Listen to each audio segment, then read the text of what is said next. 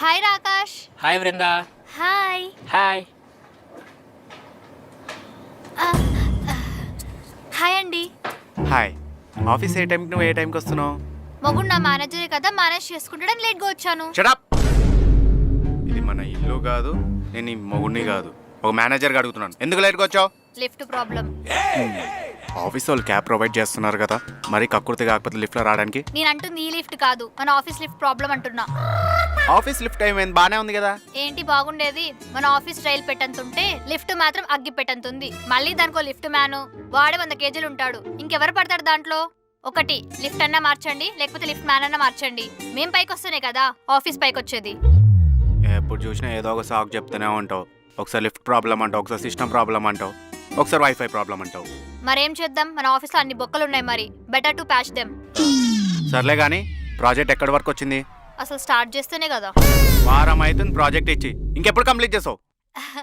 ఎందుకంటే మండే మంచి రోజు స్టార్ట్ చేద్దాం అనుకున్నా, కానీ ఎంప్లాయీ వీకెండ్ వైపు నుంచి బయటకు రాలేదు. ట్యూస్డే స్టార్ట్ చేద్దామంటే మన పెద్దవాళ్ళు అంటారు కదా, మంగళవారం మంచిది కాదు, ఏ పని స్టార్ట్ చేయకూడదు అని. వెడ్నెస్డే ఏమో వైఫై ప్రాబ్లం, థర్స్డే ఏమో కేఎఫ్సీలో ఆఫర్స్ నడుస్తున్నాయని చెప్పి మన టీం అంతా టీం లంచ్కి వెళ్ళాం, కుదరలేదు. ఇంకా ఫ్రైడే అంటారా, ఇన్ని రోజులు పీకంది ఈ ఒక్క రోజులో ఏం పీకేస్తామని నెక్స్ట్ వీక్ ఫ్రెష్ గా స్టార్ట్ చేద్దామని చేయలేదు.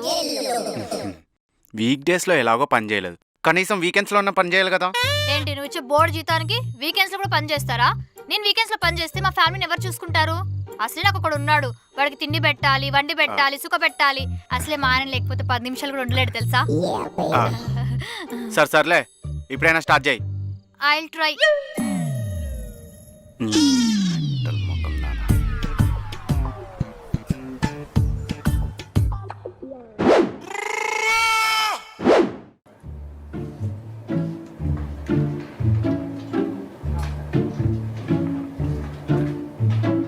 ఈవిడ ఒక 10 నిమిషాలకు పని చెప్పింది.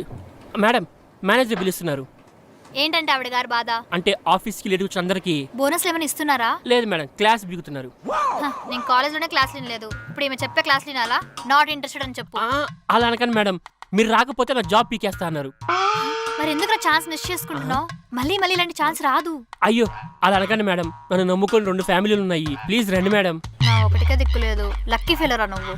Thank you. నేను వస్తాను, వెళ్ళు. మీరు రండి మేడం, నేను వెళ్తున్నా.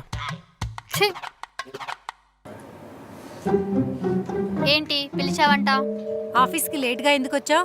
త్వరగా వచ్చి పీకేదేముందని. ఏంటి?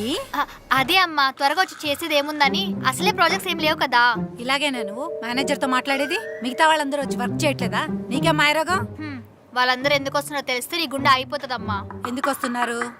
ఇగో వాడున్నాడే, వాడికి పెళ్ళై 1 ఇయర్ అయింది. వాడు పెళ్ళం పెట్టి టార్చర్ తట్టుకోలేక ఆఫీసే బెటర్ అని ఆఫీస్ లోనే ఉండిపోతున్నాడు. వాడు వాచ్మెన్ చాలా క్లోజ్ ఫ్రెండ్స్. వాడి వర్కింగ్ అవర్స్ కంటే వీడి వర్క్ అవర్స్ ఎక్కువ.